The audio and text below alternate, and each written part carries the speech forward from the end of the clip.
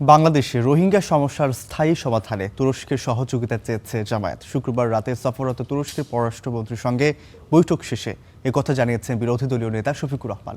এদিকে তুরস্কের মন্ত্রীর সঙ্গে পৃথক বৈঠক শেষে এনসিপি সদস্য সচিব আখতার হোসেন বলেছেন, চলমান ভারতীয় পুশিন কোনোভাবেই মেনে নেওয়া হবে না। হোটেল ইন্টারকন্টিনেন্টালে তুরস্কের পররাষ্ট্রমন্ত্রীর সঙ্গে বিরোধী দলের এই বৈঠক অংশ নেন জামাত আমির সহ দলটির ৬ সদস্যের প্রতিনিধি দল। ঘণ্টাখানেক ধরে চলা বৈঠক শেষে সাংবাদিকদের সঙ্গে কথা বলেন বিরোধী দলীয় নেতা শফিকুর রহমান।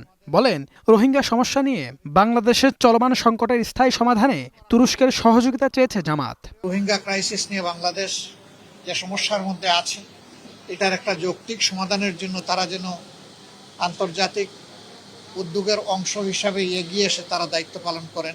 পরে তুরস্কের পররাষ্ট্রমন্ত্রীর সঙ্গে বৈঠক শেষে সাংবাদিকদের মুখোমুখি হন এনসিপির নেতারা। এনসিপি নেতৃবৃন্দের সঙ্গে আমাদের আজকে একটা দ্বিপাক্ষিক বৈঠক ছিল। এ সময় দলটির সদস্য সচিব আখতার হোসেন বলেন, ভারতীয় সরকার কর্তৃক অন্যায্য পুশিন নিয়েও তুরস্কের পররাষ্ট্রমন্ত্রীর সঙ্গে আলাপ হয়েছে। চলমান ভারতীয় পুশিন কোনোভাবেই মেনে নেওয়া হবে না বলেও হুঁশিয়ারি করেন তিনি।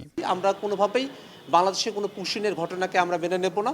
আমরা মনে করি যে ভারত সরকার বাংলাদেশের উপরে যে অন্যায্য একটা আগ্রাসন চাপিয়ে দিতে চায়, সেটা কোনোভাবেই বাংলাদেশের কোনো নাগরিক এটা মেনে নেবে না। এবং সম্প্রতি সীমান্ত হত্যার মতো যে ঘটনাগুলোও ঘটছে বিভিন্ন জায়গায়, আমরা তারও বিরোধিতা করি। দেশের সার্বভৌমত্ব রক্ষায় প্রতিরক্ষা বাহিনীর উন্নয়নে তুরস্ক সরকার সহযোগিতা করতে পারে কিনা সে বিষয় নিয়েও আলোচনা হয়েছে বলে জানান এনসিপির এই নেতা। আদতে একটা রাজনীতির খেলা ছড়িয়ে দেওয়া হয়েছে। HM Imran, star news, Dhaka.